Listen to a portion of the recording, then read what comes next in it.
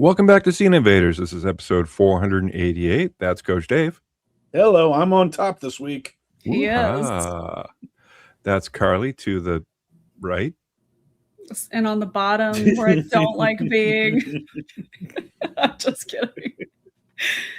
I'm just here to have a good time. Mm-hmm. I'm Brad from Canada, the third wheel. Yeah. How you guys doing?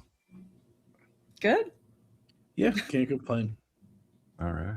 We're just high energy today. Hey, listen, it's been a busy week at work, and lots of different systems have been not working on Monday or today. So it's been a So unfortunately, Brad, like we are kind of gearing up down here for next week. So everybody what's next week? Well, everybody wants to skip out early and get kind of squeeze a little bit of extra like vacation time. Okay. Out of the 4th of July down here. Yeah, well, it's Canada Day on July 1st. So that's a Wednesday.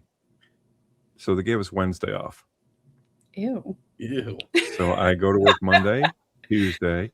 I have Wednesday off. And I go to work Thursday. And I have Fridays off. So I'm just treating it like a nap. You know, if I got to nap at work, this is a nap through the week. Well, everybody's trying to duck out here and squeeze as much as they can out of, the 4th that they can. Well, that's going to be a good time. It's going to be a great time. So, Carly, you had a good time this weekend, and you came up with a great topic. Okay, your husband did. Yeah. And that is survival movies, because you were in the woods and you fought a bear. That's right, we did. Yes. So you came to the conclusion of what's scarier, a bear or a man? It's definitely the bear. Yes. Yeah, I would much rather come across a man in the woods than a bear. Yeah, maybe he has a compass. Mm-hmm. Or a smartphone. Compass, what the hell? 1984, and I'm lost. Yeah. But here's a magnet and a little dish full of water and a needle. That doesn't work. That doesn't work. I don't care what anybody says. None of those fucking things work. Oh, boy. And if I'm lost in the woods, thank God I have my trusty magnet. Like, what? You guys walk around with magnets? Well, no. I mean, I make sure I pack my sextant. There you go. What's that? What's a sextant? It's a navigational thing for sailors back in like the 1400s. It's the curl with a little whoop. Okay. I'm sorry. I got lost in the sex name. Sorry. Anyway, okay, so we're talking survival movies. Yeah, we're all in great energy here. We're talking survival movies. Not maybe our favorites, but at least ones we have enjoyed. And some Twitter people have also enjoyed them, so they did shouting out with that. So we are going to shout them out. Carly, as always, has cultivated the greatest ones. We'll see. And we're going to talk about them now. Yay. All right. Handsome Cthulhu, he says, not traditional per se, but I nominate Boggy Creek 2, and the legend continues. The skinny, shirtless kid who's the director's son, the very science-like radar tracking machine, but mostly old man Crenshaw offering the girls snuff and possibly trying to marry one of them. Glorious A+, 10 out of 10. I have never... I'm so glad that he has the Mystery Science Theater there, because otherwise I would have been very concerned. You know, we didn't get enough out of Boggy Creek 1. Yeah, we had to have a sequel. That's how good it was. Boggy Creek Part 1. My God. Hey, thank you for representing their handsome Cthulhu. Thank you for your service. I'm sure it's a fun one. Look at that. He's got a double barrel shotgun and the traditional only one strap done up on the cover. That's true. Yeah, but that poor girl's going to get hit in the boob with kickback. She is, totally. I might watch this. All right. My other half, he says, my favorite would probably be The Edge, starring Anthony Hopkins. Close second being Jeremiah Johnson. Good sci-fi wilderness survival would be Pitch Black or Riddick. And yeah, I haven't seen The Edge. No. I know, I've heard it's great. I just honestly, I think it's just Alec Baldwin that's keeping me away. I don't know, because I like Anthony Hopkins too. He just seems like a big douche. I don't know. I'm sure. Yeah. Well, and there's some other stuff, but it's really weird now if you see him, because he's trying to talk against things, and it's like, for someone who was put together for so many years, like his hair is always disheveled, and like he's a bit of a mess. And it was like, listen, young Alec Baldwin, none of us can hold a candle to. Then you had like distinguished fat Alec Baldwin, which was like, okay, you're hilarious on 30 Rock. But now he's just kind of old man screaming at cloud with like just the most random thing in the world. So like I can get a little bit on the Alec Baldwin hatred. I mean, I don't hate the guy. I just, have an aversion to him, I guess. Fair enough. But yeah, I've seen Jeremiah Johnson. I do. I liked it, but I thought it had a bad ending. I could be wrong. I've seen it one time and I remember enjoying it, but then like getting really sad at the end. So I feel like it has a bad ending. But yeah, Pitch Black, Riddick, both great. Let's see here. Okay, and then of course Die Hard with Viagra. He also agrees with The Edge. He says Mike Sidoni, whoever the hell that is, referred to it as Jaws with claws, though I'd argue it's more of a character study. The bear is the driving force, but it's more about dudes who don't like each other being forced to work together to survive. So yeah, no, and I've heard it's great. I know that they fight a bear in it. And I think Alec Baldwin is like trying to, or like he's having an affair maybe with, I don't know. Sounds right. Yeah. Something like that. Yeah. That's pretty much it. In a nutshell. But they survive. I like Anthony Hopkins. Everyone likes Anthony Hopkins. Does. No spoilers. Yeah, none. All right. Covert Snowman. He says, I've got one that's off the beaten path that I doubt many have seen, and that's Motherload. Not the best acting. Kim Basinger is in it. I saw it when I was young, which allowed me to overlook its many flaws, and now it is nostalgia for me. Filmed primarily in British Columbia, this film ignited my fascination with the beauty of that era. Or area. Sorry, not era. Of the era? Yes, of that era. The British Columbia era? Mm-hmm. In 1982, when Motherload came out. I've never even heard of that. The year of Motherload. And it's LODE, in case anyone's getting gross. Charlton Heston? What? Really? Yeah. The Lure of Gold can make a man do anything. Oh. Anything. Uh-oh. Oh, so it's about gold mining. Okay. Yeah, that seems pretty cool. Sure. Kim Basinger really needs to change her IMDb. Uh-oh. Oh, it was her picture like 30 years ago? No, it's just in a compromising position. It just doesn't look good. Oh, not flattering. Right.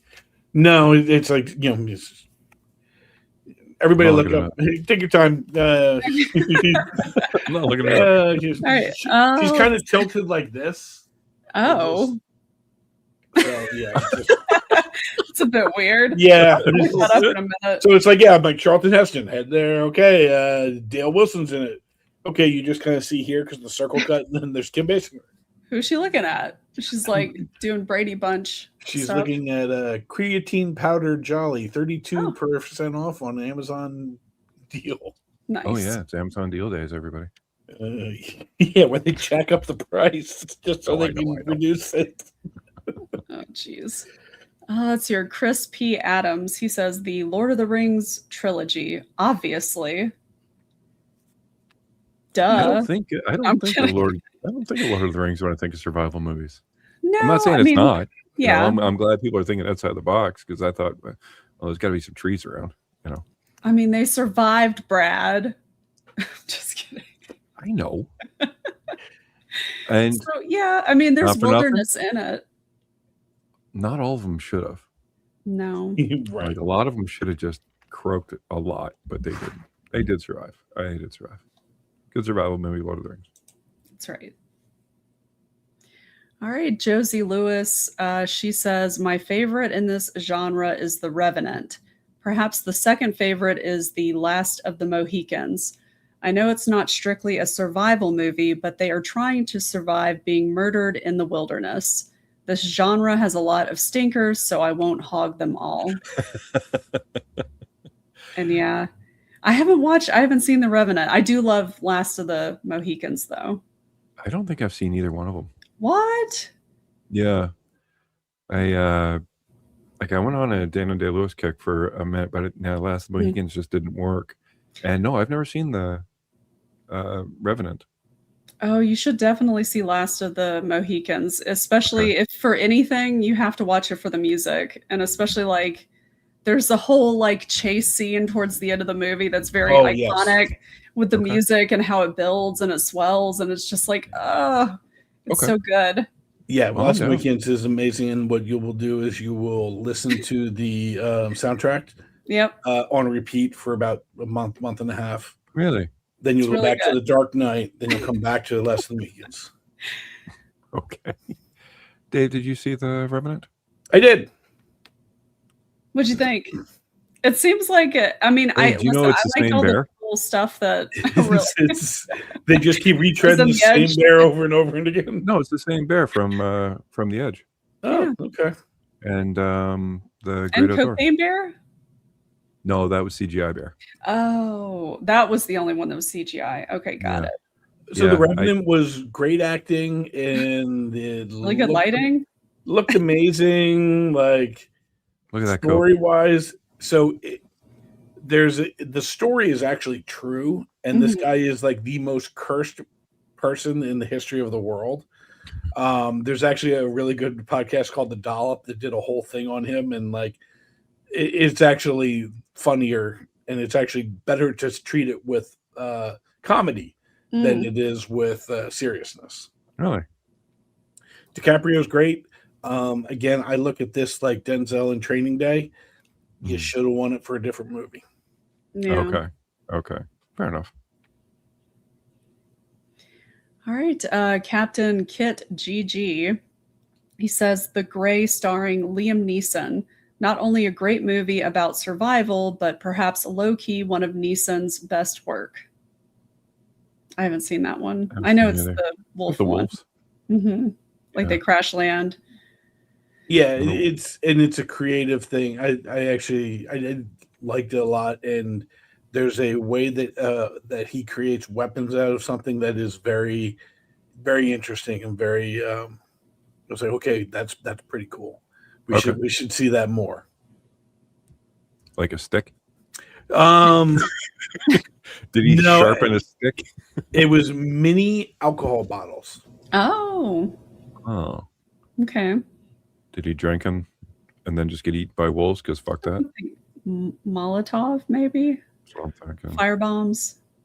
So we'll just have to watch it and find out. Have to watch it. It'll remind you a lot of like Hot Shots Part 2, where they are fighting in the beginning. He puts the caramel on his wrist, and he goes goes to the gummy bears. Gummy bears, sprinkles. Yeah, I love that part. Let's hear Mackenzie. She says top 3 for me. Hers are Castaway, 127 Hours, and Open Water. Oh no, is that one? Open Water's the one with the 2 people that are stranded. Yeah. Oh, I thought this was supposed to be survival. Wait a minute. Okay, I may be misremembering something. Wait, I don't want to. I'm not going to say anything. I don't think they survive in that. Do they? I thought one of them. I think one of them does. I think one of them does. Now that I'm thinking about it, at first I was like, "Wait a minute!" I thought they both died, but sorry, guys. What? That's like a fucking nightmare of mine. Right? I would. I'm never getting in the ocean like that. No, you are originally right. Wait, who was originally right? One? Neither character survives. Oh God! Okay. That's a terrifying movie. As if I That was is ever in the that worst, isn't situation, it? I would just be like, please hurry up and eat me. Okay. The people that left him on the They people on the survived. boat Good that job, left him, guys. they People on the boat, survived. yeah, All they right, survived. survival movie. Okay, Oh, good job, goodness. Mackenzie. Yeah, Castaway is a good one. Yep. I like that one. And Oh man, I I never think saw maybe 127 hours though. 20 minutes into realizing I'm the only one on the island, I'm just gonna lie down and die. Like, I don't know. If I was on a, you if I are was on on a an island, tropical I'd still island, try. yeah. Yeah, I'd still try. But like if I was out in the middle of the ocean, I'd be like, oh god. Yes. If I'm on a little Just be dinghy, waiting. Yeah. Okay, what Yeah. about 127 hours when your arm's stuck and you're just waiting? At that point, I probably would try to cut it off too. I'd rather bleed out than just like slowly die or whatever. I don't know. I'm not even sure exactly how he was stuck, other than he had to basically cut off his arm, right? Well, do you know what the problem with Like- having here? See, here's the thing: when you have to cut your arm off, as one does, you Yeah. don't realize that you have to break your arm as well. Oh, ooh. You Yeah. got to break Well, I mean, it you got to first. go through the bone too. You're Well, not is cutting that- through bone. Okay, I was about to say, yeah. You have So to you go gotta through break it. ligament or whatever Right. the. Like, Ew. you got to break that bone and then cut the rest. And I'm not built for that. I don't know. I may try. Like I'm not Let saying us I'd be know how it goes. successful in Yeah, it. I know. Yeah, Listen, I don't know how successful I'd be, but yeah, especially there's a scene in the movie that another thing that he has to when Overcome. in his cutting. There's another thing that he has to get through. That is the Awful. sound mixing in that oof. movie is amazing. Oh Yeah. yeah, I did. I remember that. I think I've seen like ugh. Ugh, Just never actually watched the whole movie. damn it, Mackenzie! You squeeged us out here. No. Good job. All right, signal boosted. He says Joe versus the volcano. Okay, it was silly, but I always thought that the luggage raft looked like fun, and I agree. Also, I Playing had a golf and crush stuff? on Meg Ryan. That could be peak. I would personally say that peak Meg Ryan is IQ. However, Joe versus Volcano is right around the same time as that. Yeah. No, I'd say that's peak. Yeah. God, it's so terrible. What? Just we've been making fun of celebrities. Just left and Oh, they didn't right. hear that first part. They have no idea who we're talking about. Heck yeah. All right. Well, except for her son is a friend of the show, so it's from Yeah. all our boys content. Yeah, Yeah. that's true. All right. Let's see here. Jay Can. He says Alive, based on a true story with cannibalism. Yeah. I agree. With cannibalism. With- You made it now, sound now cheery. with cannibalism. Now with cannibalism. No, well, listen, I would have probably picked this one, and I did think about it, but it was just on my favorite, like based on a true story list that we did not that long Yeah. ago. Yeah. But it's a great movie, and there's a lot of people that are alive at the end of it. They do survive, They did. which is good. Okay. Let's see here. For an exciting and cheesy one, No Escape with Ray Liotta and the lesser-known Dylan Brother is a winner. And I agree, Yes, that it is a is. fun movie. That's a great movie. Very good. Yeah. When Ray Liotta escapes with that weapon, he says, as long as you hire another pool guy, and then just steals the weapon, stabs the dude, and fucks out. That was so cool. And of course, the lesser-known Dylan brother, Kevin Dillon, is also in The Blob, which is a great movie. Yeah. So yes. Let's see here. Oh, one of the best crash landed on a hostile planet. That would be Pitch Black. Pitch Black would also count. Yeah. And the absolute convenience that this guy can see in the dark, and it's a Oh, dark yeah. planet. It's just That what was they needed. Exactly what they needed. Let's see here. Yagragol, he says, The Adventures of Milo and Otis. Yeah, that's a cute pick. Aw, I didn't think about it, but that me is, neither. it's a nice Milo little and- survival alright. tale. Milo and Otis or Homeward Bound? I mean, both could go. Oh no, Yeah. I was just saying preference. Oh, Milo and Otis, like hands Wait, down. wait. Okay, I'm misremembering something. Did Milo and Otis talk? Yes. I mean, they talk to each other. It's Like, what's his name is the voice of oh my god, what is his name? Oh shit. Dudley Moore is Dudley he does Okay, I don't think I've ever does he seen do this. Milo? Who does Otis? I forgot now. Okay, I used to know who did both of them. It was I don't good. I don't think I've seen this. Oh man, I Really? watched it a lot when I was a kid. Yeah. It's a good kids movie. Okay. Wait, so survival movie? So what the fuck? They putting these dogs in trouble? I mean, it looks like they're in peril a couple of times in the movie. God. Not like a lot. I mean, they're both like the animals are upset. So Dudley Moore doesn't voice the pug or the kitten. Wait, who does he do? He's the narrator of the whole thing. Okay, all right. That's what. Okay, so they don't talk. He's just narrating it. Yes, but Dudley Moore basically says like, and Otis did this, and Milo did this. Okay, and so they don't Otis talk. fell Okay, down. okay. Yes. So I was I'm definitely close. wrong, and I have not obviously watched this since I was a child. But it was good. I liked it. Let's see here. Fiend Funko, he says, we've got another 127 hours, more Milo and Otis. Then he has a video game mention, it's Subnautica, underwater survival game on an alien planet. Never played that. That looked terrifying. I saw a couple of images from it. Oh yeah. I would never go to space, and I would never go like deep sea. Mm-mm. Fuck that. Deep sea in space? I would never do that. Nowhere I can't run out the door. I'm not going anywhere I can't run out the door. No space, no water, just on land, at a restaurant. There you go. Not in a cave. I mean, not like a. Fuck no. Like, I mean, I'll go in a cave, but I won't like go into the, spelunking to the little like tiny caverns where you have to squeeze into. The worst are when those videos come up on like they were exploring and this guy got lodged down and he tried to squeeze in and he got stuck there for 36 hours and died upside down. Like, oh yeah, that does not sound like a good way to go. I think I'll pass. Yeah. And the blood has rushed so far there that he's swollen up there. They can't even pull him out. Like, God, no. Yeah. No, thank you. No caves. And, no crawl spaces.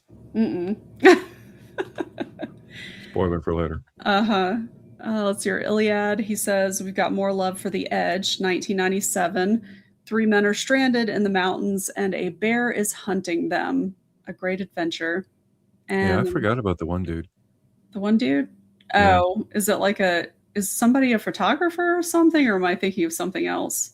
I think Baldwin is the photographer. Oh, gotcha. And, Hopkins is the billionaire. And there's a third guy there that doesn't last very long. I don't think it ends well for him. Mm-mm. Yeah. Let's see. He also says Deliverance, 1972. 4 men from the city go on a canoe trip in the Appalachian Mountains. In the wilderness, they encounter mountain men intent on killing them. Very suspenseful. It was. Mm-hmm. And they didn't just want to kill him. No. Mm-mm. I mean, the scream from Ned Beatty is will never leave you. You're like a pig. Okay. Let's see here. At Walnut Jazz, we have some more love for Jeremiah Johnson, Homeward Bound, and then out of the box picks, we have Surviving the Game. I almost picked that one. That's Ice-T. Yep. I love that movie. So Ice-T said this is the first time he's ever earned $1 million for acting. Oh, wow. Oh, yeah? Yeah.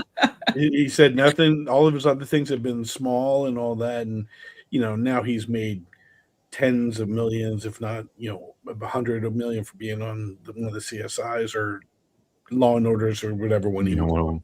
Yeah. But that was a one that I would always see on USA Up All Night. Yep. It was a good one. Yeah, man, it was awesome. They're tricking homeless people that were veterans to be guides, and then they hunt them. Like, that's what's the modern day one? There's been 2 of them that it's kind of the same premise, but I mean, not Hard Target. The Hunt. No, Ready or Not. Hard Target Part 2? They Will Kill You. They Will Kill You. Oh, I didn't see that. And Ready or Not. Ish. Yeah. Ish. Yeah, I can see that. Let's hear Dan Templeton. He says Castaway, Revenant, and Jeremiah Johnson. There's some strong things with old Jeremiah Johnson. I haven't seen that. That's a good one. Yeah. That's the infamous with the beard. Yeah, the gift. Yeah. Oh, that dude? Yeah. The Robert Redford beard. Yeah. Yeah, okay. No, I've never seen it. We'll check it out. I think Ooh, that's it. Yeah. That's it? Yeah, we didn't have it. It's not a very popular genre. So I disagree. It's the greatest genre of popular. I don't know. yes. It was good. It was all right. Sorry, I'm trying to get my bearings here because I clicked the wrong thing. I was being stupid. There we go. All right. So we're going to talk about mine. Why not? Yay. Yay. So we're on stage. Yeah, everybody survives in Canada because I was kind of like born outside. And from a young age, I've been doing camping with my dad. And my dad did not really believe in tents. So we just kind of slept outside. We had fire, and he brought like a cooler that had more drinks than food. And then we went and caught our own food, believe it or not. And that was awful. Awesome. But Oh no, it's not. Oh, well, the cleaning and dressing or whatever. yeah, I learned how to do all that at a very young age. And so I do still enjoy it. I believe on my next vacation, I'm not going to do the resort thing. I think I'm just going to go get a cabin in the woods and just go exist for a while and like hang out with the moose. Kind of like this picture. And I don't know why the beaver is wearing a hat. That's what I was going to say. You could It's cold. you could create a trade market with the beavers, but just come in with a bunch of little kids' hats. Beaver Look at them all. hats. Little merkins. Everybody's smiling. It's having a good time. Little merkins. Little markets. Beaver Oh, God. hats. Beaver hats. I know. It's, Oh, well, you have a title for this show now. Yep. Beaver hats. All right. Now, number 3. This is an easy one. This is a very easy one for me. It's Predator. Now, directed by John McTiernan, Predator is celebrated for how perfectly it transitions from a high-octane macho 80s movie into a tense sci-fi horror film. It has successfully launched so many massive multimedia franchise spanning sequels, crossovers, Alien vs. Predator, comic books, and video games. What can't we say about Predator? We've covered this a million times. We'll probably talk about it a million more. But this is endlessly quotable. And I know now it doesn't look too impressive because we have been so overexposed to the Predator. What do you mean it doesn't look impressive? It's the best the Predator's ever looked is in this fucking movie. Absolutely It does. has never looked as good. Never since has. this movie. No, not even the direct sequel with Danny Glover. But yeah, this was absolutely amazing. This captured my imagination because I thought it was just going to be, hey man, you got Schwarzenegger and you got like Apollo there, and like, hey, what's Jesse the Body doing? Hey, and there's Bill Duke. I'm searching after them chemtrails. Yeah. But then it turned into like the flash of seeing the thermo vision. And I'm like, what is going on? And I was just enraptured. My dad and I watched this. And then when we were done, we rewound it and we watched it again. And my dad never did that. Christ. I had to convince him to sit down and watch a movie with me. But he loved this thing too. It's a classic. Yeah. Do you guys see it in the theaters or at home? No. I watched it. You through can't say no to a question when I proposed. I watched it theater through or my home. No, watched we it didn't through do my that. fingers. You didn't see it? As No, a not kid. in the theater. Yeah. Okay, no theater. Cool. My second one might be a little out there, but I don't care. I love it. And that's Disney's Tarzan. It's vibrant, fast-paced. It's an animated musical adventure that adapts Edgar Rice Burroughs' classic tale for a modern audience. Now, look, we all know the story of Tarzan. You know, it's not hard to to figure it out. But this one always enamored me because one, it's 2-dimensional animation, which is my favorite. 3D is cool and everything, but I don't know. I'm old school. I like the 2D animation. And yeah, well, I mean, one, Tarzan absolutely survives, and I don't give a fuck. He doesn't need to shave. Everyone, shut up. It's a fucking cartoon. But this movie actually holds a pretty special place for me because this is the last movie I got to see in the theaters with my mom. Oh. Yeah. She was kicking around and she says, "What are you doing tonight?" And I'm like, "I was going to go out with my friends." And she's like, "Do you want to go to a movie?" I'm like, "Nope." And she's like, "Oh, I wanted to go see Tarzan." I'm like, "You want to go see Tarzan? Seriously?" She's like, "Yeah, come with me." And I'm like, "Fuck yeah." So I called my buddies, said, "I'm not going. I'm taking my mom to the movies." And they all made fun of me and stuff like that, but screw them. We had a good time with this movie, even with this stupid Rosie O'Donnell, stupid monkey, and this stupid elephant. Was it the trash can jam or whatever? Yeah, Phil Collins on steroids. I was about to say, you know, I eating do have every to drum. say I now hate it a little less bad because of your story, but I always look at this as the movie that cost the South Park guys an Oscar. Okay. Well, yeah, it did. That sucks, actually. But, you know, screw those guys. My mom's better. Damn straight. And my number one is, I'm surprised nobody else picked this, but I think this is just a secret favorite of mine. And that is The Hunted. Did you guys ever see this? I have, yes. I have not seen it, so that's why I did not pick it. Okay. Well, I've heard it's good. way to follow the rules. No, man, this thing is so cool because it's a stripped down survival thriller, and I always love this out because it really stood out because of the really intense close quarter combat. Instead of using like just like it says swords, it's the Fury, yeah, the Furious. Yes. With super crazy spinny martial arts. You know, they went for more low key, called Kali knife fighting.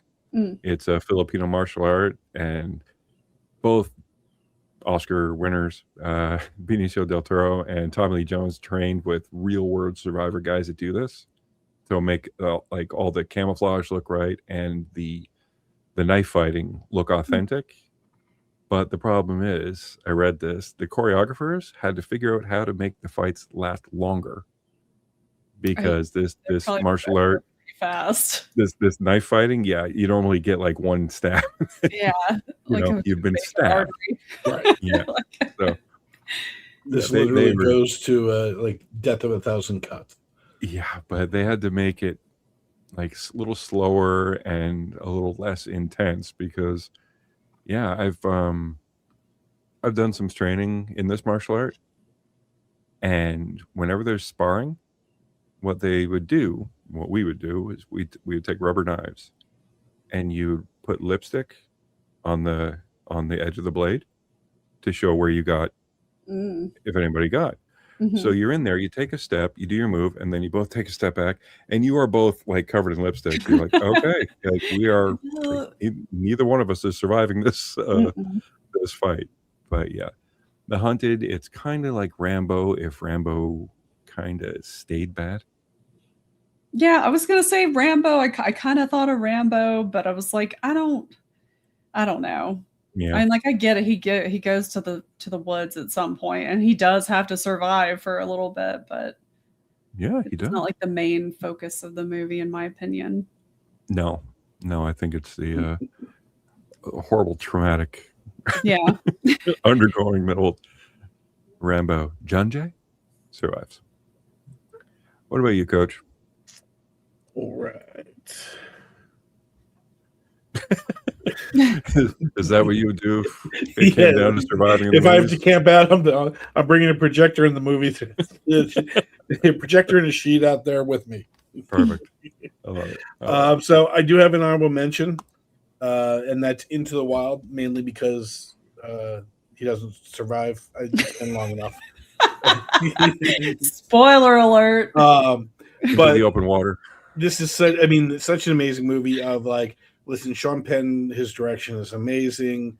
Emile Hirsch nails the abused kid that just, it comes off a lot like Catcher in the Rye, where like everybody's a phony and he's searching for something true.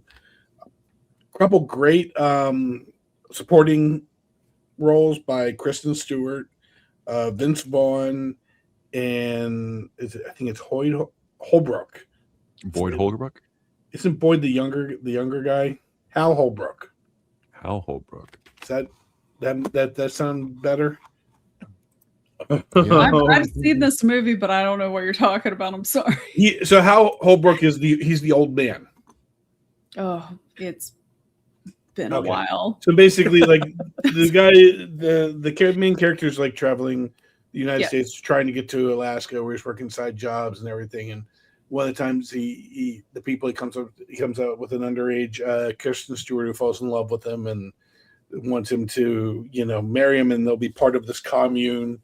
And he leaves there and then works maybe farming a little bit with Vince Vaughn, and then moves on. And then Hal Holbrook is this old guy that just kind of lives on his own, and the Hirsch character moves in with him, and he's kind of just giving him wisdom over the years repeatedly. Ultimately, the kid gets up to Alaska and unfortunately does pass away. He starves and actually poisons himself on this. Doesn't he eat like some bad berries or something? Or it's like a weird, not pumpkin seed, but like it's a type of basically if you don't eat anything but this thing, it basically poisons you. And like basically he kept a diary of the whole thing, which is the book Into the Wild.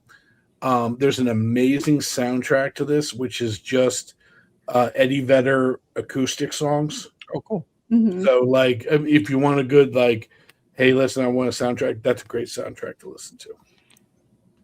Looks great, amazing movie, but I put him in honorable mention since he didn't survive. Number 3, Land. So this came out in 2021. Here's the IMDb thing. In the wake of a tragic event, Edie finds herself bereft and unable to stay connected to the world. So she retreats to the Rocky Mountain wilderness. After hunger brings her to the brink of death, she struggles to live again.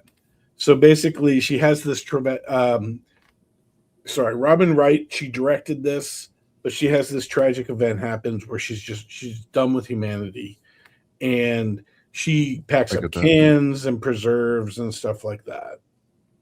And basically goes and wants to live in this cabin, and basically is struggling to survive the winter. You can't really prep and you can't really travel and stuff like that. And you see the character of it, he's played by Damian Brashear, who basically finds her as struggling, and then teaches her to hunt, teaches her to live off the land and stuff like that. And it's just kind of coming to peace with your own trauma as well as moving on and trying to live a more simple life. That's cool. I like the simple life. Yep, nice little meditative thing, and really well directed by Robin Wright. And when did that come out? 2021. Okay, so and she survives. Fairly new. Yep, she does. Not eaten by a bear or something.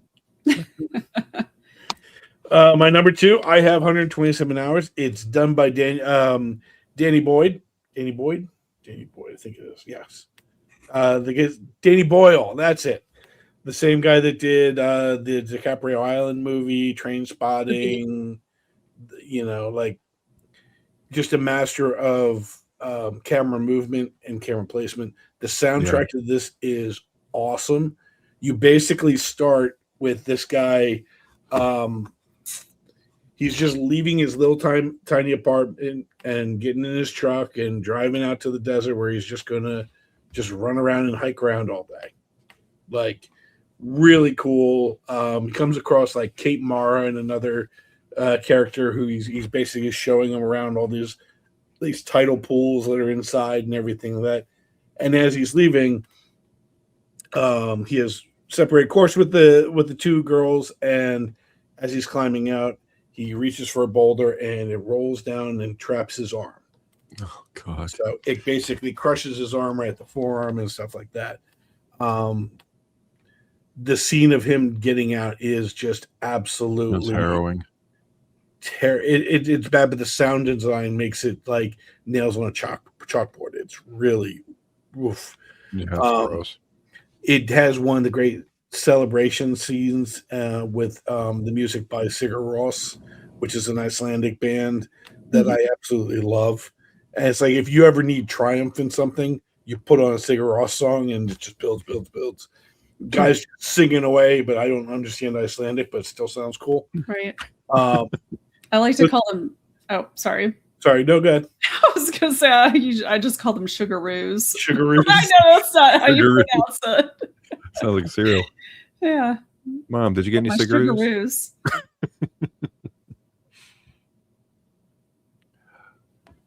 All right. So, and then we have, let's see, what else do I have? Oh, I'm going to my next one.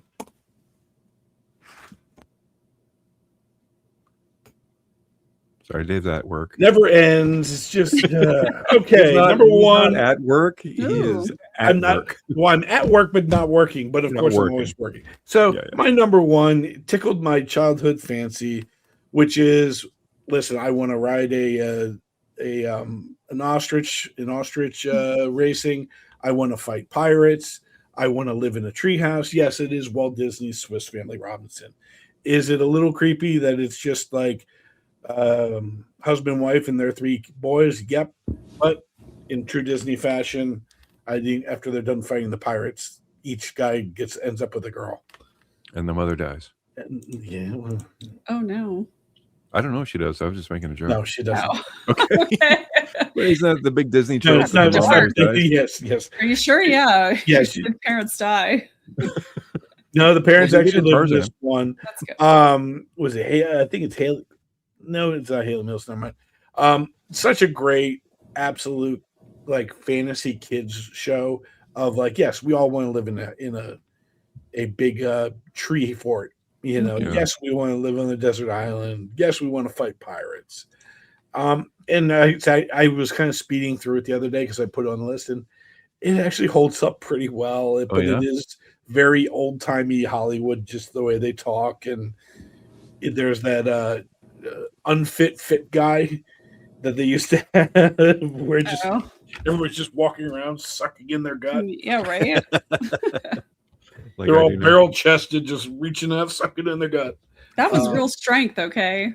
Heck yeah. So I fully say give this one another chance, because this is, if you don't remember it or if you're just even cloudy, it is an actual pretty good time. I remember the kid would always get into like the craziest stuff, like where the two older boys are trying to like build for something, get better, whereas the kid is just always just trying to get into trouble. Pesky kid. I believe that's the terminology for a kid that just wants to get in trouble, is pesky. Yes. Is that right? Speaking of old timey Hollywood. It could also be a menace. True. Or a problem child. What else you got? Little shit. What? Oh, no, that's about it. Okay. I'm tapped out. Nope. I will be right.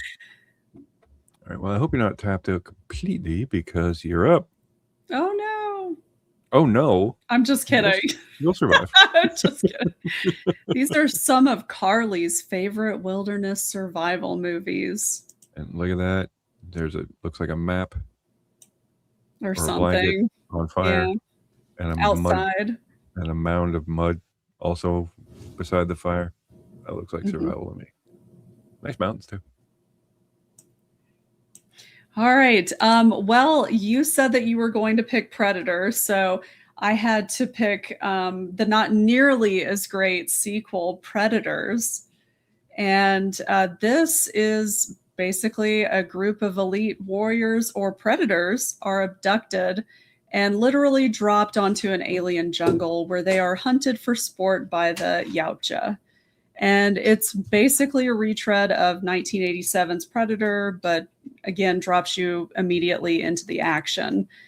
Plays like a greatest hits of the original Predator, but it's not nearly as good, unfortunately. But it's still, in my opinion, is still a lot of fun. And I thought that the Yautja designs were actually pretty good. I feel like other than part 2 looked pretty good, like the main Predator, but since then they have not looked as good until this movie. It was kind of a return to form. I agree. I don't know why. Like, well, they made them look like linebackers in like the Alien versus Predator movies, and I'm like, they're way too big. I like the taller, like hunter type, like physique. I don't know. Yeah, it looks better than the big beefy like linebackers that just looks like they can't move very fast.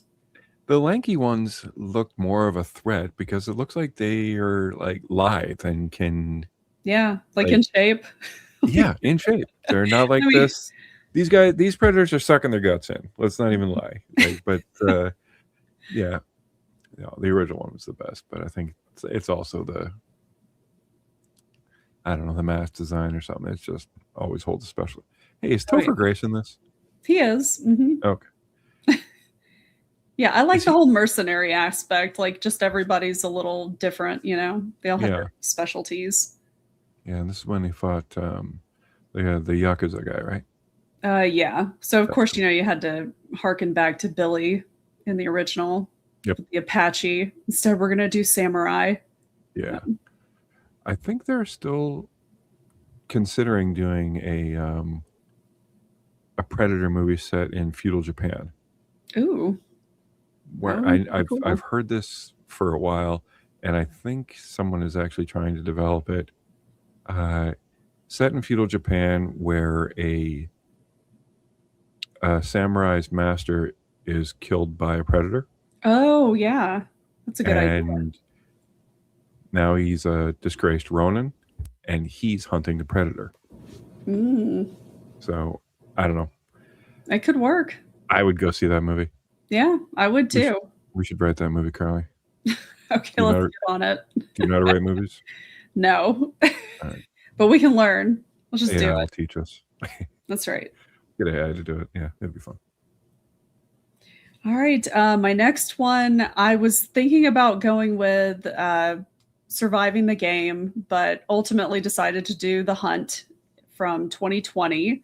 And that is it's fast-paced, satirical action horror thriller.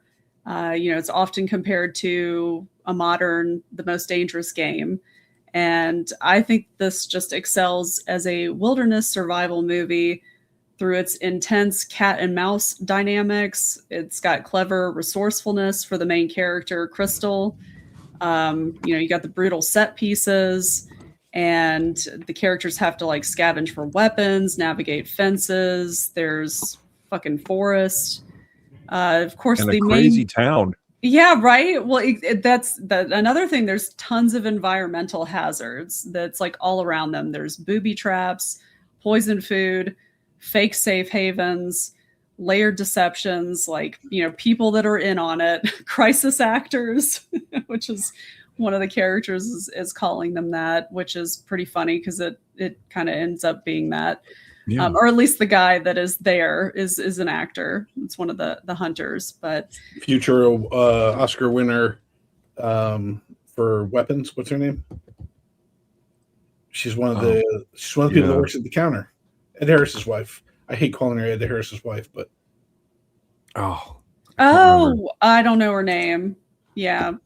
Damn. Oh shoot, yeah, I don't know her name, but I recognize her. She's a character actress. But yeah, oh geez. Yeah, it's like one of the things that I always, I remember her from The Hunt. I remember her from the baseball movie, Field of Dreams. Field of Dreams. I love her that she was great in the Hunt in the little tiny scene she was in. Now, oh yeah, like arguing with her husband. Yeah. What did you think about her in Weapons, Dave? What did you think about her in Weapons? Eventually, when I saw it during the daytime as someone else was watching it, I thought she was great. There you go. Yeah. Again, I don't think I needed to see her in the dangling from the ceiling in a dark. Oh God, yeah. Theater. Yeah. Yeah, that was pretty terrifying. Wait, that's the same actress? Yeah. Oh, I didn't realize that was her. Okay. Yep. She looks a lot different with different Amy bangs. Madigan. I guess. Okay. All right. Oh wow. Yeah, and Betty Gilpin is amazing as Crystal. She is she's the one who actually is kidnapped by mistake. She's a war vet. So and then who does she square off with? Because she another Oscar winner just out of nowhere. Hilary Swank. Oh, Hilary Swank, yeah. Yeah. When they're fighting over, she was making a grilled cheese sandwich. Yeah, all this over the company getting blasted on Twitter. Yeah, some like text message stream or some shit. Yeah. I don't know. It's craziness. It was a great movie though. It's lots of fun. Yeah. Oh, what do I have for? Okay, yay, The Martian. Oh, this didn't come over right. Oh, wait, maybe Did you try and do a GIF? Did you try and do weird. a GIF again? No, I'm like looking at something. Maybe I don't know. Anyways, it's fine. It's The Martian. Came out in 2015. It was directed by Ridley Scott. I want to say it's probably my last movie that I've enjoyed by Ridley Scott that he directed because it's been a while. There may be more in between then. From then and now, but I can't think of them. It's a very Tony Scott directed type movie, which is the irony is Ridley Scott got out of his own way just to service the movie. Yeah, there's a lot more like vibrancy in it. Like it feels like it's got life in it. But so Mark Watney, that is played by Matt Damon, he is left behind and on Mars and presumed dead after an emergency evacuation following a massive storm. And the wilderness is the unforgiving alien landscape of Mars. He's got limited supplies, and of course, any hopes for a rescue are like years away. So he basically has to science the shit out of it and MacGyver his way to alerting Earth that he's still alive. And I just love the optimistic tone of this and his total refusal to give up even after every setback that he, encounters. Oh yeah. So. Did you read the book? No, I didn't. I've heard about it, and I know it's by was it Andy Weir? Is that who it is? Weir. Anthony Weir. Yeah, same one who did the new one, Project Hail Mary. Yeah. I like this a lot more than Project Hail Mary, though. Me too. I was I know that they're not the same type of movie. I guess it was my fault because I was expecting something more along the lines of The Martian instead of a Friendship is Magic movie. But yeah, it was still good. I liked it, but yeah. Well, I do love I'm going to science the shit out of it, but in the book, there is a lot more trials for him to overcome. Mm-hmm. So if you thought it was kind of like despair, but he kept on at it in the movie, oh my God, the book is like, geez. Okay, one good day on Mars has to happen. You have to have one good fucking day, or else I'm not going to believe this. Mm-hmm. But this movie has something that it bothered the shit out of me. Really? It's a good thing, but it made me feel just absolutely terrible. Now everyone knows that he grows potatoes, Oh yeah, from his waist. From his waist. That is his sustenance. But then he says something that really freaked me out, and he says, all right, well, I'm going to give myself a treat after X amount of months. I'm going to use ketchup tonight. And I'm like, wait a minute. Yeah, and I don't know if I know I'm not smart, but it didn't really correlate that, okay, all it is potatoes. All you're eating is potatoes. No salt, no condiments, nothing to make potatoes taste anything other than fucking boiled potatoes. And the irony is that is a diet it's not a fad diet, because actually both Penn Jillette and Kevin Smith both use this to be able to get on a reasonable diet. Yeah. Started with just strictly potatoes Just for potatoes. and that's So you can have 2 weeks of potatoes. You can't no oil, no salt. You can bake them. You can microwave them. That's about it. you can't fry them. You can't fry them. You can boil them. But you can have as many as you want. And apparently, after 2 weeks, you're so sick of potatoes. That seems. Yes. I don't even know if I could eat them for a day, like with Eat 'em no for a salt and fucking day. pepper or Yeah. anything. I'm just like, ugh. Like, No, Martian that's a great pick, because this is definitely survival, and the wilderness is something that, well, hopefully we'll never see. I don't ever want to see Mars. You guys ever want to go to Mars? no, I don't. I already told you I don't want to go to space. I'm good. No, I'm good too. I'll let the adventurers do that. The no shit. astronauts. Okay, sorry, I'm trying to find my next slide. Oh, you're fine. Yeah, sorry. Okay, I'm waiting for what drama is going to happen next. Where I had a scorekeeper not show up. I had a referee Oh, that no. was running late. Yeah, you And seem it was to be just- surviving right now, Dave. The guy's like, "Where are the pucks?" I'm like, "Right down there, and right outside my door." Oh, you know, you ever meet a whole, I don't know, bunch of people that don't know how to take care of themselves? Yep. That seems to be my work. Just That is survival right there. the dog found the bowl with the food and the water that we put in the corner, and he's done that fine. You guys can't find the pucks and the jerseys that are right outside my door. Oh, jeez. Well, so I guess we watched a couple things too, or I watched a couple things. So let's see what I watched. That's not it. Oh, that's what That's I not it. watched. That's okay. No, it's not. What is going on? Spoiler alert. What? I have no idea why this is Uh-oh. happening. Okay. There you There go. we go. We Yeah. got it. Yours looked a lot better compared to what I watched. Yeah, I kicked around on Netflix and put on an anime called Kill Blue. I had no idea what it was. I was just bored enough, so I popped it on. And somebody told me it was about a hitman. I love hitman movies, so I thought, let's check this out. Now, the story follows a guy named Juzo Ogami.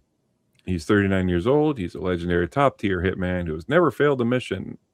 However, during an assignment targeting a shady pharmaceutical company, imagine that, he is stung by a mysterious, genetically modified wasp. He falls asleep, and when he wakes up, he has physically de-aged into the body of a 13-year-old boy. Oh, Although he still retains his adult mindset, years of elite combat training, and his deadly instincts. But, I mean, he's 13. yeah. So he's still working for his handler, and the criminal syndicate boss gives him a new assignment, and that is to go undercover and infiltrate a local middle school that his daughter is going to kind of keep her safe. So from there, a series of high-stakes action, slice-of-life comedy, and Juzo he's forced to navigate the terrifying alien world of puberty, homework, club activities, making friends, all while continuing to take on elite assassin missions. It is your typical silly anime. I wasn't really expecting much out of it, and I don't know. I love anime. Maybe I just like the look of anime, but the stories are really fucking shit. Well, okay, like, is there a lot of inner monologue going on or dialogue? So Is that just constant? Like, Yes. describing what's going on the screen? yes, Oh, that's annoying. I And- don't like that. utter panic over things you shouldn't be panicking about. Oh, no. Well, he's Uh, 13. He's 39. He But shouldn't I thought you panic. said he got turned into a 13-year-old. I'm confused. His body. He's still 39. It's like if you woke up tomorrow and your body was 13. But Oh, you still God. retain all your knowledge that, I can imagine that would feel pretty amazing, though. I would like not my neck Yes, wouldn't I would- hurt, my I would knee wouldn't jump hurt. out Oh of bed. my God. I wouldn't like Oh my God, to be roll and then 13 creak again. and then like, all right, I need a minute. Okay, all right. Oh, geez. But yeah, there is that inner monologue thing and the weird panic, but it is mixed with some really good animation, some fun kills and stuff. Okay. But I don't know. I think for most of this anime stuff, I really just got to watch it with the sound off and Mhm. like some music because I like the visuals, but it's like, come on, man, It's kind of do better. cringy. It does. It Aw. does. It's like the wasp thing was the most realistic part of this fucking thing. So if you like anime, you've already watched it. So yeah.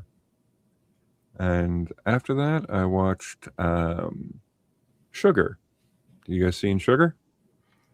No. No, Mm-mm. Apple TV. I know the twist, so I Yeah. didn't know if it was good to go back once you knew the twist. Well, I'm gonna spoil it because it doesn't really. Yeah. Anyway, well, this is season 2, and it's kind of a neo noir series that drops the private eye John Sugar, Colin Farrell, and Colin Farrell is really great, into a kind of a grittier street level side of Los Angeles, while he's kind of going through a bit of an identity crisis. He's hired by like a local boxer who's trying to track down his troubled older brother. Now, I guess there's more to it than that. It is a really kind of stylized, slick private eye thing. But oh yeah, shit! Spoiler alert: John Sugar's an alien.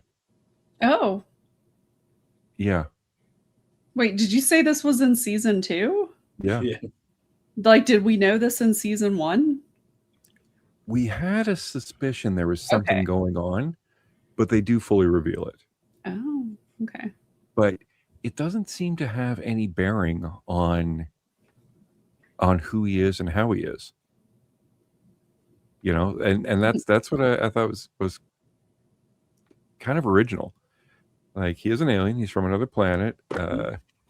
Other people like him are on this planet, and they kind of left, but did they?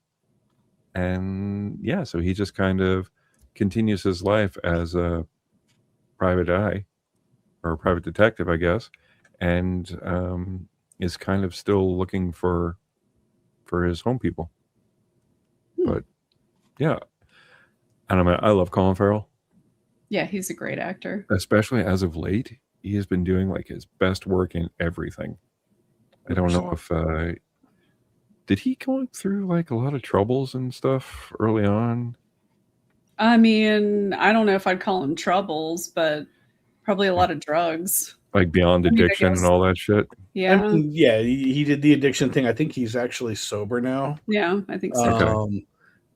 Like he had a sex tape released. He, like he was the it guy Yeah, he was. for like what 4 or 5 years, and he went Yeah. from doing really good movies to really shitty movies. So I think there was like a little bit of the reconnaissance Mhm. of like he like did one good thing, then another good thing, and he got with was it Martin McDonough? I think In Yeah. Bruges is probably the big thing that really the pivot point. Mhm. And then he did the Banshees and Sheeran and Penguin and stuff like that. And I think he also accepted like, hey man, I have no problem being a supporting role, rather than like the young 20 something Yeah, was the it has to leading be man. me. Yeah. Al Pacino's in a bad CIA movie with me. Yeah, The Recruit was a good movie. I don't care what anybody says. Wasn't the best. Wasn't the best movie. It was still a good movie. It was But a yeah, movie. I didn't really watch that much other than like when Carly's slides come up, I'm gonna kick in on that too. But Coach, what did you watch? All right. I didn't watch much, but I did. I saw The Death of Robin Hood in the theaters. Yeah, I was going to, but I had to put my dog down this weekend, so I wasn't really in the mood to go see movies. Yeah, which is completely understandable. Yeah. Yeah, it's So I one of watched those shitty things. anime instead to No. honor my dog. So this, I went into this completely blind. And so like all I knew is like it was a gritty thing with Robin Hood, and it may or may not be him, and stuff like that. And it's starring Hugh Jackman, and also stars Jodie Comer and Bill Skarsgård. Okay. Like Bill Skarsgård. Now, I didn't know this going into it. I found this out afterward. This was directed by the guy who did, gosh, I think it was one of my favorite movies a couple of years.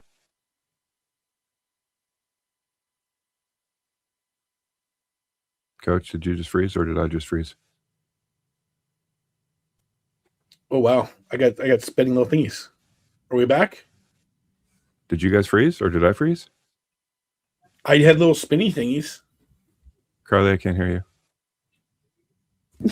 Well, it would help if I had my if I was unmuted. Yeah, no, I could hear you the entire time, Brad. I think it was just Coach that we lost Coach for a moment. Oh yeah, on all my little thingies, like it went little like spiral. Like, what's going on? Okay. Oh.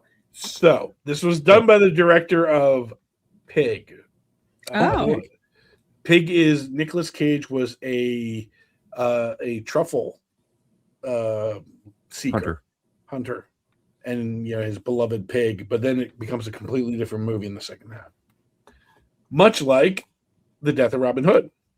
This thing starts out as the grisliest, bloodiest, awesomest parts of like Braveheart. Okay. Where it's like Robin Hood is there and Robin Hood is grizzled in his death, and everybody's trying to just kill him because like he's murdered this or destroyed that. So there's people always just trying to kill him. And his buddy Little John comes up, and his wife has been kidnapped and their kids and all that, and he needs Robin's help to go. And it is intense. It is grisly. Okay. But awesome. Oh, sweet. Okay. So you recommend this, yeah? Well, and then it becomes a completely different movie. Oh, okay. Well, where events happen, and he ends up in a monastery on an island with a leper and a religious sister who basically is a commune for those who have been hurt and destroyed and hurt over their lives, and so they can repair and get back to better and stuff. And they're kind of like he's in such a bad spot. Like they're doing this thing called bloodletting. Oh yeah, which is whoa. But it's basically he is now reminiscing about his life, and it is the story keeps changing. Like it is. No, I didn't rob from the rich and give the poor. I murdered and pillaged and blah blah blah. And then it changes and changes, and it's an old man that is basically looking back on his life and trying to come to grips with it. Okay. As well as other people coming in or out and stuff like that. The meditative stuff is great. It's just really slow. Especially since the first 20 to 30 minutes is just balls to the wall. Oh, it's all out. And that's the thing, is you find yourself longing for that. And I don't know if that was necessarily the intention of the filmmaker to leave, like, as the character is, trying to put that part of his life behind him. And he longs. Yeah, he's behind him, but he longs for it. Okay. So, like, I don't know if that was a directorial choice or just me interpreting the movie. I found it fascinating. I would say, like, listen, if you want to go see in the theaters, yeah, it looks good and all that. Just leave after 20 minutes. Like, I don't want to minimalize it. That's the thing. No, I'm teasing, like, it's. I think you should know a little bit what you're getting in for. So, like, again, this would be fine if you do see it on streaming and stuff like that. But of course, we always prefer you to go to the theaters. Always go to the theater. My next one was something that is not possible to see at the theaters. Netflix original, Voicemails for Isabel. The IMDb description: Jill leaves voice messages to her deceased sister telling her about her chaotic life in San Francisco. Unwittingly, a mysterious Austin real estate agent begins to receive their confessions. Oh. So the beginning of the thing, it's starring Zoe Deutsch and Nick Robinson. It's a very kind of like two little girls, and it's almost like a Fault in Your Stars type thing where they're not lovers, but like you have the one sister who is going out and about, but she's always protective of her younger sister who is home, basically slowly dying. Yeah, shit. And but their relationship is so tight and so good that, you know, basically they talk all the time and they know everything about each other. And as her sister passes, she loses that, but still has her phone number that she calls and leave messages for. As the number gets given to a business guy, like as numbers get turned over, yeah, he starts getting all these crazy messages. Sure. But they're so entertaining because the way that she leaves these messages are just like, my shithead, you know, but my shithead boss treated me like an idiot, but like they're very entertaining. Okay. The way that everything is, because it's in that kind of sisterly speak that they established during the movie. And then there's a very kind of, and they even reference it a couple times, a very you got mail type of relationship that blooms. Zoe Deutsch is completely adorable, and you want to save her because just she's almost an innocent but not innocent. It's such a good, for lack of a better term, chick flick, but also a like sister, like, you know, I've recommended a couple of the girls at the rink here, and yes, it is kind of a chick flick, but like it's also like if you have sisters, oh man, like it hits a real hard. I really loved it. It was completely fun. If you just need a fun, nice rom-com, this 100% works. And it doesn't talk down to the audience. It does basically let you inside of a world rather than like you need to know what these terms mean, that type of thing. So might throw around. Other than that, that would be. Oh, and they both had Hawaiian shirts on in the movie. So, that is not my Hawaiian shirt for the week, but there was a thing where the characters went out in Hawaiian shirts, and I was just like, I need to find that. Heck yeah. So yes, that will eventually come back full circle for Dave's Hawaiian Shirt Fest. And then that, other than the other thing that everybody watched, that was it. Okay. All right, Carly, you watched a few things, all right? Watched a couple of things. All right. Well, let's see. Hey. Oh, hey, we see that. Hey. God. Okay, but that's not supposed to be up there first. There was supposed to be another. Card? Oh my God. I don't know what's wrong. That's weird. There it is. This one? Yep. Okay. So I watched that one first. I watched Brightburn. Okay. Evil Superman movie. Like, well, what if Superman was evil instead of like good? And yeah. Or what if he was just a kid? Yeah. Well, a shitty kid. This kid. Well, it just sucks because it like I don't know. I feel like I like the idea, but the execution I did not like. Yeah, and it was just obviously it was very mean-spirited, and I didn't like the ending. And I don't want to spoil anything, but yeah, I don't know. It was definitely different. Like yeah, so you've seen it? Oh yeah. Yeah. Yeah, I saw it because I big Superman fan, so I did like the premise that you know, what if he wasn't as responsive to old Ma and Pa Kent? And like the we've all seen the recent Superman movie, right? Yes. Well, I mean, that's kind of what Brightburn was supposed to be. According to his parents wanted him to take over Earth, but he just didn't because the message got screwed up, and he decided to be a good person. But this one, like the vessel that brought him to the planet, is kind of talking to him and Yeah. really influencing him more than his parents. And yeah, the kid just turned, he was just shitty. And like I said, it was mean spirited, it was evil. And there was not really any redemption. No, but it was just very quick too. It would be like one thing if it didn't seem very gradual at all. Like it was too all or nothing. Yeah, I don't know. So was it like an exploration on nature versus nurture, or was it just? Well, see, you would think that it would be, but it wasn't, because of how they implemented the thing. It was basically just this thing in his aircraft or like spaceship or whatever that he crash landed in was compelling him to, like, telling him to take the world, essentially, like activating him in some way or some shit. But yeah, it was especially just how seeing him interact with his mother in the movie or whatever, his adopted mother, and then just like changing that fast. I don't know. It just didn't work for me, but it wasn't awful or anything. I mean, the effects were good, and it was it had like some kind of scary-ish moments because we all know what Superman's capable of,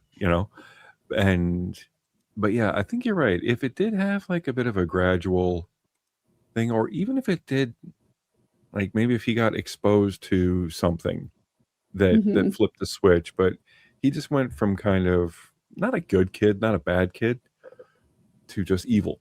Like, boom. Like almost overnight. Like he has that talk with his dad, and he's like, sometimes it's okay to act on those urges. And he's like, what, like right now? He's like, no, not right now. Yeah. But then he like leaves so you're that telling night. me to kill you? Well, he kind of left that up in the air, and I'm like, maybe if you know that this kid's an alien, you might want to, I don't know, explain a little more. Yeah, the mom was frustrating because, of course she wants, it's my baby. He's not like that. He's not evil or whatever. I love him, and I get it. But but then the dad I saw what he did. I saw what he did off screen. That kid's fucking evil. Yeah, then the dad like trying to take him out the way that he tries to take him out. I was like, why would you even think that would work? It was just so stupid. I'm just like, what? Okay, yeah, it was. Yeah, I don't know. Ben was really excited to watch it. Yeah, Ben was really excited to watch it, so he was just happy that we finally sat down and watched it. There you go. He liked it. Superpowered child that fucking murders his parents. Okay, be careful. Okay, yep. He loves us. I know. I know, I'm teasing. Okay, now I'm gonna hit this slide. Okay, hopefully it'll go to the next right one. It's gonna be Widow's Bay. Yes, it is. There we go. Okay. Whew. Tell us about Widow's Bay, Carly. Oh boy. Well, it's a really fun show. It's a nice mixture of horror and comedy. It totally landed for me. It's like a New England town, not town, but like an island in the New England area. And we follow basically the mayor and his assistant, and then one of the town locals. They're the three main characters. It's Stephen Root. What's the guy's name? The main guy, Matthew Rhys. Matthew Rhys. And then I don't know who plays Patricia, but she's the best character in the show, in my opinion. Like she's from that movie Smile. I don't think she might be. I'm not sure. I think she's also English, or like she's got an accent. Katie O'Flynn. There you go. Katie O'Flynn. And maybe you know her from Bridget Jones' Baby. Oh, nope, I haven't seen that. Yeah, but yeah, basically it's this really weird island where some crazy stuff is going on, and you've got the mayor that doesn't want to believe that all this crazy stuff is going on. But as the show progresses, obviously there's some crazy stuff going on. I did see a couple of tweets that were basically equating him to the mayor from Jaws. Yeah, everything's okay. Everything's okay. Fun. The Widow's Bay itself is kind of it has like a pretty terrible history. Yeah. And the mayor's trying to put a better spin on it to get some tourists.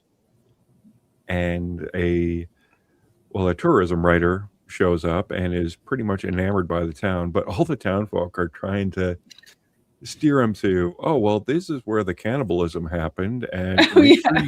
make sure you don't go into that house. That is haunted. Oh yeah, And the hospital. No, you can. Are you going to stop by the hospital? You know, you yeah, can stop by the hospital. Just don't. You just gotta. You don't can't go inside or whatever. You got to yeah, keep going or don't go in whatever. the basement. Yeah. Don't go into the basement. It is funny, Carly. You had mentioned earlier that it's very Parks and Rec at A little times. Yeah. bit, yeah. So the creator of the series, was a writer on Parks and Recreation, No way. Oh well, that and makes then sense now. it is hilarious to watch this progression. She goes from Parks and Recreation. She writes The Heat with Hmm. Sandra Sandra Bullock. Bullock. Melissa Then McCarthy. Hmm. Ghostbusters. Oh, Oh, Yep. I blame Paul Feig for that one. Then Snatched. Then Haunted Mansion. Oh boy. You could tell that she just wanted to do like real horror, and now it's Mhm. finally landed this where it's okay. I get to be funny and do real horror instead of the fake horror that she did in the other. well, you know what? The writing in this is good because Oh, it's really good. the interactions between people, they're quirky, and it's like one person's clueless and the other one's charming, and the other one is just trying to like keep everything together. Hmm. And Matthew is really good in this. He plays Terrified extremely well. And I don't want to say Really? he's a coward, but he has He's a little definitely cowardly. But I think what he has is a bit of sense, yeah. because, well, okay, so Carly said, hey guys, watch Widow's Bay. It's funny and creepy. So I kind of leaned in on the funny part. And the first episode is funny, of this mayor trying to, like, everybody on this island is, oh, well, it's cannibals and don't go here and this is haunted and stuff like that. And he's like, no, it's not. It's not. And we're fine. And we're trying to get this guy to get tourists here because the town is fucking dying. We don't have Wi-Fi. We don't have cell service, conveniently. Mhm. Conveniently, because, why would you have phones that can work? We have a lot of landlines. But it does roll into like a bit of edge. You're like, okay, there is something going on. And I'm like, I'm liking this. This is funny as hell. Mhm. And then I watched episode 2. And Carly, you're under arrest because Yeah. I was not expecting. Oh, that That. one scene. Yeah, the crawl space scene. Oh, Jesus Christ. There's a crawl space scene. Just You're a short adding one. horror with claustrophobia. It's just a short one. But yeah, it is probably the scariest part in the entire series. Like that, Yeah. and then there's kind of a creepy part in episode No, 3. Because I've there's been waiting for the sunlight so I can watch this. So now I'm like, Yeah. all right, You might want to watch it with friends or something. watch episode 1. I will read the descriptions of episode 2. no, don't seriously no, watch it. don't. Really No. Watch it. No, watch it. But I just remember after the thing happened, I paused it, collected myself, and texted Carly, yo, what the fuck? He's like, this is gonna give Dave a heart attack. Yeah. I said, Dave can't watch this. He'll die. Like, so that being said, man. Dave, yes, watch this because Yeah, watch this. I'm on episode 5. You're right, Carly. Episode 4 was absolutely amazing. But they've all been Yeah, they've all been really solid. all really Like- solid, and they all have their own charm and their own Yes. quirks, and They kind of focus on different things like curses and stuff on the island, Yeah. but it all like interconnects and it keeps moving the story forward. We keep learning new things every episode, and it's not like, I want to say it kind of felt a little bit like From, at least in the beginning, but then as it progresses, it's like, okay, it's not like From, It because got way From better. way better than From. so much way But better. yeah. Yeah. This is and it really treats the audience for paying attention to. There's like little things like you really need to be paying attention to how things are set up in a scene, like as opposed to like 2 seconds later, like when it does a cut or when it cuts back to it, like just That's little clever. things like that. Yeah. So you got so into it that you binged it completely. Yeah, you would have enjoyed it more if so Apple did this as like a week by week thing. Oh my God. Okay. So if I would have had to watch this week by week, I would have been upset. I would have still really enjoyed it, but I would have just been like, I can't wait until the next episode.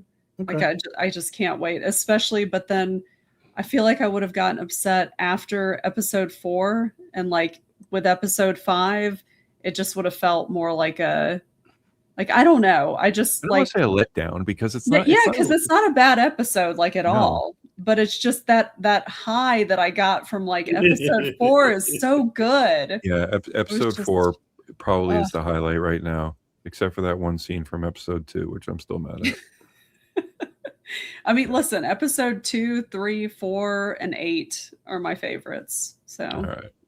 Well, I'm on episode 5 right now, and I'm liking it because they do something. There's a catalyst for the story that has been done before, but I've never seen it done like this. Awesome. Yeah, I like that. yeah, it's really good. Yeah, so yeah, definitely check this out. And so next, see if this slide works. Hey, Yay. Cape Fear. I think we all watched this one, right? yeah, Are I we think all caught up? we're all caught up. What is it, episode 5? And this is Apple as well, so it is dropping week to week. Mm-hmm. So we talked a little off mic about this. I'm not sure. I still don't know if I like this show yet. I don't know either. I don't want to reveal the one reveal, but the one Yeah. end of the episode, I think I got around the chat was like, "So are you kidding me? What is that?" Like Yeah. in a good way. When I'm Yeah. like, okay, they got this person, and then you go and then I'm looking up on IMDb, it's like, oh, uncredited, even better.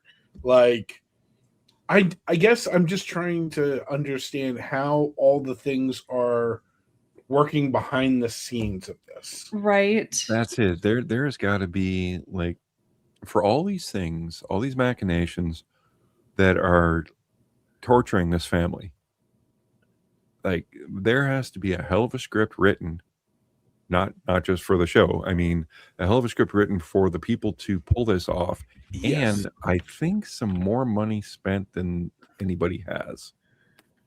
Yeah, it's Yeah. the motivation for everything, and it's how are they all connected, and then like even if you're trying to avenge something that happened, Right. Like being falsely accused or yeah, but if you're Yeah. like, all right, let's say like my buddy was screwed over. Mhm. Like, yeah, I'm going to try and avenge my buddy, but at what point? You know what I mean? Is it going to be? yeah. Am I It's kind of avenging? ridiculous. Yeah. Am I avenging my friend? And at what point is like, all right, listen, man. There's an eye for an eye, and then there's like, You're going a little. I got a whole overboard sack here, of dude. eyes over here. Like, what's going on? Yeah. Sack of eyes. I mean, that's the thing, because I'm really, I don't know if I like where they're going with it, because I haven't seen the original, but I did see the remake in 91. Mhm. And he's just basically a psychopath in that, right? Max Cady. I mean, I get Yeah. he's pretty smart. He's been studying the law. He's been reading up on everything since he's been incarcerated, but he's still like, I don't know. This just feels like he's- way too elaborate for the show. That's where I'm at. It seems a little too big. Yeah, I don't know. And it's like, okay, what is the end goal? And it is like, okay, like Right. at what point does Just to tear the family apart, I guess, Right. just to completely ruin their lives. But okay, and like what if we accomplish this? Like, all right, at what point does Scrunchy Face go away? At Oh, what gosh. point does like the Masked Mhm. Avenger stop avenging? Like, like And why are listen, they? What is their motivation? right? correct. Now, hopefully, we'll get a better payoff than what we've gotten so far. Yeah. The in the park between Max Cady and Mhm. that was just I was really confused. Yeah. It's like, is this just supposed to be blackmail for later? What is going on here? Yeah, Correct. Like, are you trying to woo her, or like, like basically excite her, or what are you trying to accomplish?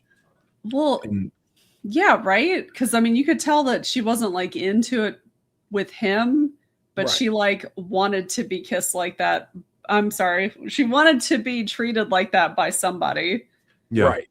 You can say kissed. We're talking a bit of spoilers up there. Yeah, I'm just trying to keep it vague. Yeah. Because it's one of those things. It just out of nowhere happened. Right. I'm like, what was that? And it's like, okay, well, now she doesn't trust him at all, or does she? Like, well, I was more impressed. Now? I was more impressed with the ice cream scene. I thought that was kind of. Oh, that was hot though. Yeah.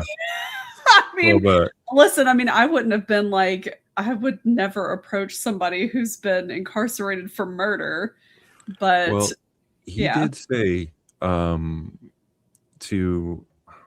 fucking Amy Adams there that I had a lot of crazy women write me. Yeah. Yes. So that bitch was crazy. There's an infatuation that I could see that is realistic. Mm-hmm. But yeah, I think my other, I don't want to say problem, because I'm still intrigued, is I don't like the family. Yeah, I really don't either. I don't. They're like, okay, like they're painted like they fucked this guy over, right? Yeah. They allude to that. But like, I still feel like he's still a murderer. Like, I think he is. Yeah, I'm sorry. Yeah, but I mean, they kind of alluded to something a little earlier that well, nobody else knows about that, so we're in the clear. Mm-hmm. So okay, so these two lawyers, and you can always trust a lawyer. Like I know that they are upright citizens, sure. Absolutely, 100%, the greatest people on earth. Mm-hmm. So that already. Okay, sorry, 1 strike. Okay, 2 strikes. That daughter's annoying. Oh God. And I originally liked her at the beginning. I originally liked her too. And then she got all fucking dumb. Yeah. Like she bright burned it. Mm-hmm. She was okay, and then she's not. And that fucking kid, who are we supposed to feel sorry for him because he showed fucking naked pictures of his girlfriend to his friends? Yeah, that whole thing, I was like, how long are we supposed to milk this for? Like, I get it, the kid feels bad about it, but like, dude, like, either shit or get off the pot. Yeah, like, you get over it or you don't. Yeah. It's like, I don't want to keep revisiting it in the show, please. And you have the I think his name's Tom. Yeah. He's okay. He's taking drugs secretly because his wife is sober. Mm-hmm. Right. And he's kind of cheating on her. Yeah, I don't like any of these characters. So am I really concerned that Max Cady, who was wrongfully imprisoned, even if he did murder, whatever, at least am I bothered that these families being fucking terrorized because they're shitty people? Not really. At least in the Scorsese version, like the daughter character was a little annoying, but she was just innocent. Yeah. And naive. The kid was just an annoying boy. Like, that's fine. Whereas, like, these are just not good people. No. Yeah. Now, let me get the lineage right. So the son is the mom's son, or them together? Them together. It's her daughter is hers with the guy that she was with before. Yeah. Because there's the thing where they point out the like, oh, what is it like to see yourself in your mom while they're doing the court case. Yeah. Mm-hmm. And she was pregnant with her daughter. She was pregnant with the daughter? Yeah, the daughter with the original dad, and then the two got together and they created I got it. Okay. Yeah. Yeah, but I mean, okay. Mess. That's the most normal thing. Yeah, right. Like, okay, I don't care what drugs you're on. I've been on it a lot. You don't bite your toe off. Yeah, I'm still not understanding that whole thing that happened. And that whole part, by the way, now that we can talk about it since we're all caught up, when they go to the hospital, and he's like choking on stuff. I was like, why is nobody talking about a drug test? Why hasn't anybody run panels? What is going on here? I would like to know what my son is on. He's obviously on drugs. I'm like, something is going on. It just and he coughed up his toe. Yeah. Which was kind of gross. Expected. I knew that's what was going to happen. Yeah, at that point, I was like, it's got to be his toe that he's choking on. Just kick your toe up, man. Please. I didn't know he bit it off. I thought he might have like cut it off and then eaten it, but whatever. Yeah. And I don't know. Like I said, I'm loving Javier Bardem. He's the only thing that's keep me coming back because I love his performance. But the rest of it is so scattered, and I'm gonna finish it just because I'm in. Yeah.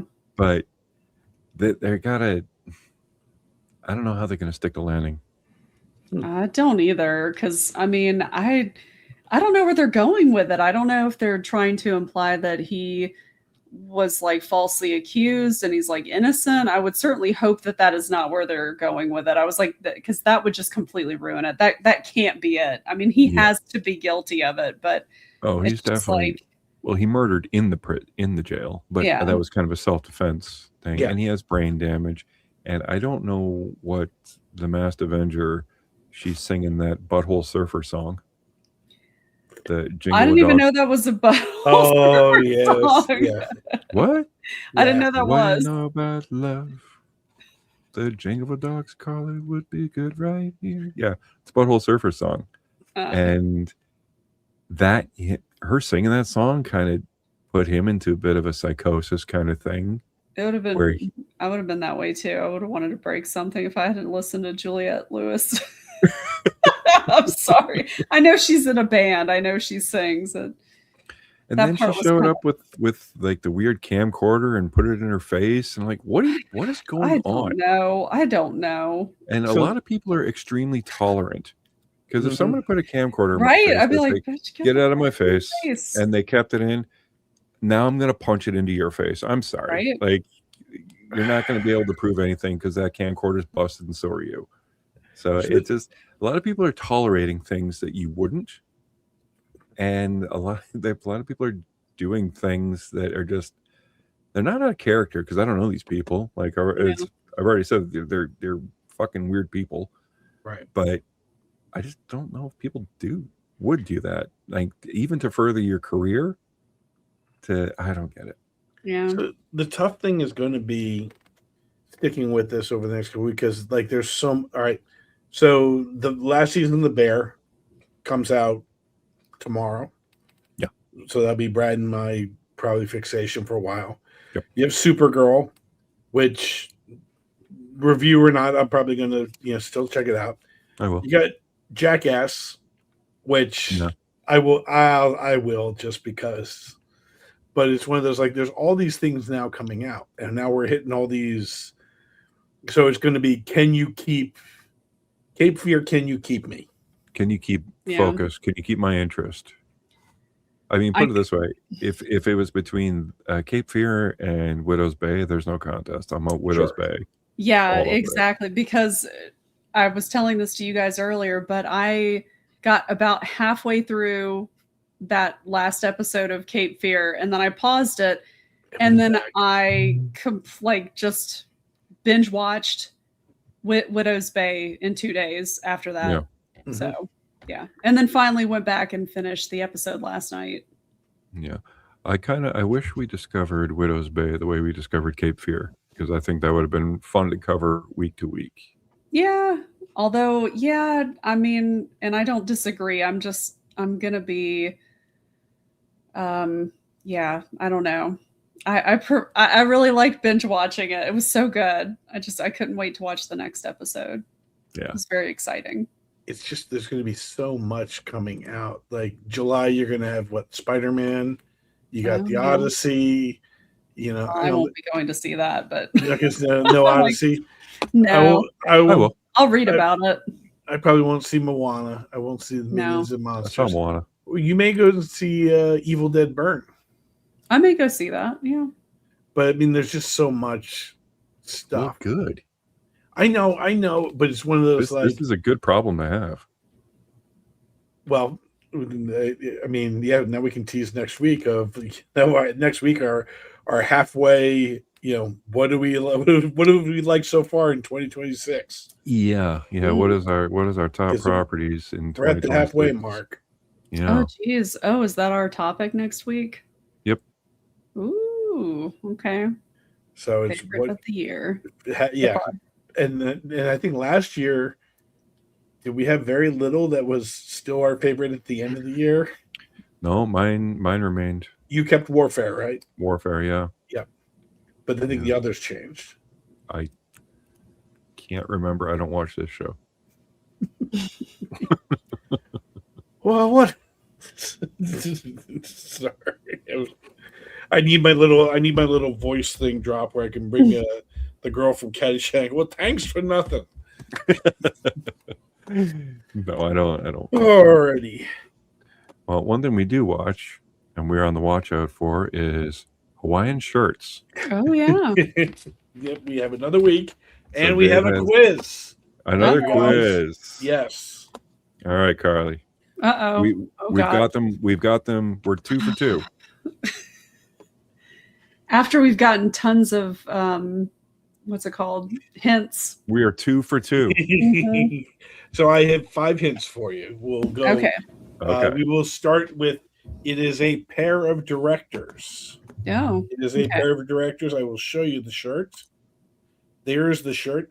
Ah, shit. Ah, it's the Coen brothers. Damn it. Is it the Coen Raising brothers? Arizona. Yeah, there you go. Raising Arizona. Man, did I fat finger that one. My God. All right. So this week's shirt is HIA There you go. from Wait, Raising Arizona. What was the second? Yes. The second hint, because I wouldn't have gotten it. So it was going to be an 80s movie. It was going to be directors. It was going to be a oh shit, what was my last now I'm all flustered because I figured it. Because I want to know how long it would have taken me to get it, because I definitely wouldn't have gotten it at first. Yeah, it was I figured that would be the big one, would be the directors, and then 80s movie, and then a seminal movie, and then I was going to say a state was involved. And I might have gotten it by then. Maybe. I think the state involved would have probably do it, and then I would have the last thing would have had to do with babies. Oh yeah. If I wouldn't have gotten it at that one with the state, it definitely would have been the babies. Yeah. So this week's was Nicolas Cage from Raising Arizona. I will try not to fat finger it next week, so we can at least draw it out a little bit. Come on, man. How good is Raising Arizona, and how good is Nick Cage in Raising Arizona? The funny thing is, I thought this was. There are so many darn Hawaiian shirts in movies that you just instantly, as soon as a lot of them you see, you're like, oh yeah, I guess there is. All right, Carly, we're 3 for 3. Yay! We did it. And we got this one a lot faster than we did the other ones. All right. How wrong. What's on? Like I said, Supergirl is the big one that's on my radar. Because I like James Gunn, I like the Superman, and I really like Jason Momoa is another one of my man crushes, so I want to see him as Lobo. And I think I actually read the comic arc that this is based on. So if it does anything at all like the comic arc did, it's good pedigree. Yeah, Tom Taylor, I believe, wrote it. I think the girl who plays it is great for it. I think she fits and all that. Like, I know everybody is. I like her as an actress, but I don't know. When I saw her character in the Superman movie, it just didn't really feel like Supergirl. But I've never been a huge Supergirl fan, so. Oh, there's so many of them. Yeah. Like, I mean, in the comics, there's like 6 or 7 different iterations that are all supposed to be the same one. Do they usually act like that, though? Some of them did. Yeah, I don't know. Yeah. That's what I'm saying. Like, I don't know. All can't be Helen Slater. Oh No, I don't want them to be. Not easy. I I don't get points for knowing that Helen. Helen Slater was the first Supergirl. That was pretty good. No, Yeah. Helen. Yes, 100%. Can you name 4 other movies she was in? Helen Slater, Yeah. She was in City the Slickers, Billie Jean thing. Yep. There you go. City Slickers, and Some other stuff. she was with Kevin Costner in that one movie. I think it was about baseball. For the Love of the Game? Oh, I thought that was Kelly Preston. Mr. Something. yeah, it No, might be that's, Kelly Preston. That I think you're saying. I don't know. I'm pretty sure Helen Slater is Kelly Preston, though. I really liked her in. There was a couple bad Michael J. Fox's movies that I liked, which he had Secret of My Success. Secret of My Success, Doc Hollywood, and the other one with Gabrielle Anwar. But yeah, The Frighteners. No. Like Secret of My Success was similar to another one he was with. I don't know. But yeah, that was the one I was thinking was Secret of My Success. Was Helen Slater was in. She was in that one. Yes, she was the love interest that they kept. They were doing the Scooby Doo doors near the end, basically, Oh, okay. because everybody's just hopping from bed to bed to bed. Yeah. Now you got me thinking of that stupid Michael J. Fox thing, Doc Hollywood, which was awesome, with Woody Harrelson and Bridget Yeah, Fonda. that was a good one. Yep. Secret of My Success, which was actually very good. For Love or Money, Oh, okay. that was I the don't one know with that Gabrielle Anwar, where I think he was the concierge. Yeah, he's a concierge at a hotel, and he's trying to land a rich girl. Hell yeah. Yep. Sounds like a wholesome movie. Yep. And now that I brought the whole thing to a screeching halt, let's end it. Yeah, let's end it. So yeah, next week we're going to be talking about the best of the year so far. So that's probably going to be 3 movies and 3 TV shows. So I think I might know what Carly's is, or at least one of them, and we will go from there. So thanks for joining, everybody. So if you do watch this, tweet out your favorite of the year so far. What 3 movies have you enjoyed the most, and what 3 TV shows have you enjoyed the most? And we will talk about them on the show. All right, so we'll see you guys next week. Bye. See ya.